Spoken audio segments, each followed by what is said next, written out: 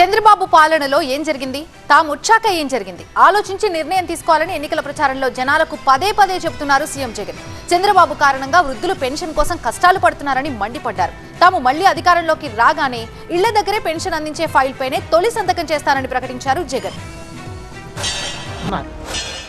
నేను ఇవాళ ప్రతి అవ్వకు ప్రతి తాతకు చెప్తా ఉన్నా, అవ్వా తాత ఒక నెల ఓపిక పట్టండి, జూన్ 4వ తారీఖు దాకా ఓపిక పట్టండి. మళ్ళీ మీ బిడ్డ ప్రమాణ స్వీకారం చేస్తాడు. ప్రమాణ స్వీకారం చేసిన మొట్టమొదటి రోజే నా మొట్టమొదటి సంతకం మీకోసం పెడతాను అని చెప్పి ప్రతి అవ్వ తాతకు చెప్తా ఉన్నా. ఆయన ఇచ్చిన ప్రకటన ఆ సూపర్ 6 లో అవ్వాతాతల పెన్షన్లు అప్పుడే ఎత్తేశాడు. సూపర్ 6 లో అవ్వాతాతల పెన్షన్ ఎక్కడైనా కనిపించిందా? అప్పుడే ఎత్తేసాడు. చంద్రబాబు రాకమునిపే అప్పుడే అవ్వాతాతలు బ్యాంకుల చుట్టూ ఆఫీసుల చుట్టూ ఎండనక వాననక తిరగాల్సిన పరిస్థితులు అప్పుడే వచ్చేసాయి.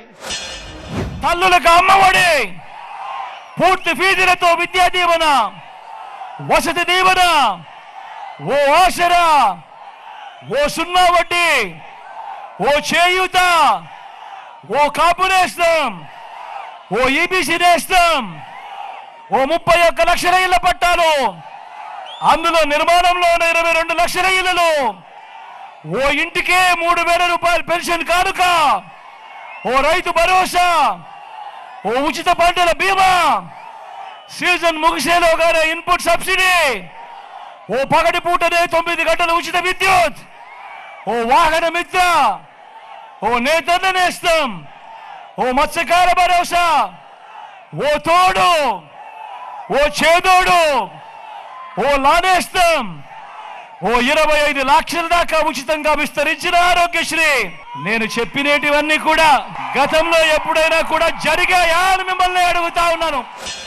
జరగబోయే ఈ ఎన్నికలు రాబోయే 5 ఏళ్ల మీ ఇంటింటి భవిష్యత్తును, పథకాల కొనసాగింపును నిర్ణయించబోయే ఎన్నికలు. ఈ ఎన్నికలు అన్నది ప్రతి ఒక్కరూ కూడా గుర్తుపెట్టుకోమని కోరుతా ఉన్నాను మీ అందరితో కూడా.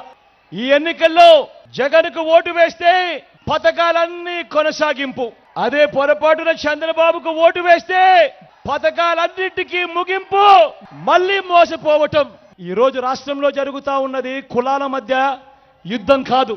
ఈ రోజు రాష్ట్రంలో జరుగుతా ఉన్నది క్లాష్ వార్ అనేది గుర్తుపెట్టుకోమని కోరుతా ఉన్నా.